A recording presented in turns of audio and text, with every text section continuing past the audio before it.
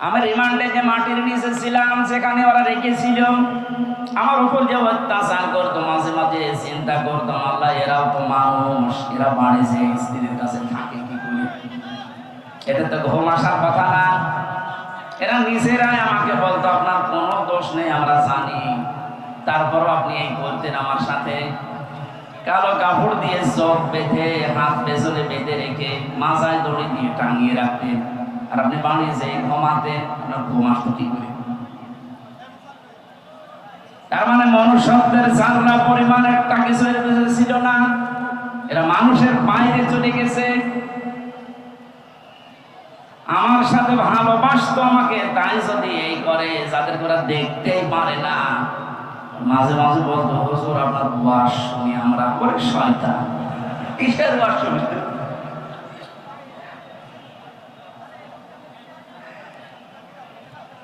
আমি এখান থেকে একটা মেসেজ দিতে যাচ্ছি, যেহেতু রেকর্ড হচ্ছে। আর শুধুমাত্র হারুন, বিপ্লব, বেনজির এদেরকে নিয়ে আলোচনা হচ্ছে না, আলোচনা বেশি হওয়া দরকার একটা মমিনকে নিয়ে।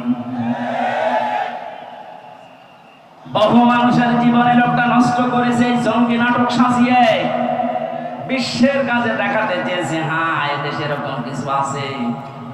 2 টাকা খরচ হলে সেখানে 20 টাকা রাষ্ট্রের খরচ করেছে। এ লোকটা শাস্তি হওয়া দরকার, নয়তো সামনে এরকম বহু শয়তান পেতে আছে, ওরা এসে আবার এটা চালু করবে। এটা যদি যেভাবে শাস্তি দেওয়া দরকার ওইভাবে দেওয়া যেত, সামনে এসে অন্যায় হবে বলে আশা করছি বন্ধ হয়ে যেত। কথা বলে ঠিক কিনা? আমার মনে হয় আয়না ঘরটা একেবারে বিলুপ্ত না করে রেখে দেওয়া দরকার। তাম পৃথিবীর মানুষেরা কিয়ামত পর্যন্ত এই পৃথিবীতে যারা আসবে, বাংলাদেশে যারা দেখতে আসবে, এরা যেন দেখে বোঝে যে এই দুনিয়ায় বাংলাদেশ নামক যে দেশ ছিল, এ দেশে একটা জালেম ছিল। 1628 জন মানুষ দায়িত্বে ছিল, তার ভেতরে একজনের হাত খোলা ছিল, আর বাকি 1627 জন মানুষের হাত সব বাঁধা ছিল।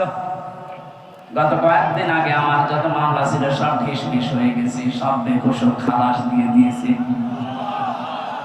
আমি মনে করলাম মাননীয় আদালতকে প্রশ্ন করে যে মাননীয় আদালত, এই মামলা তো 3 বছর আপনার কাছে ছিল,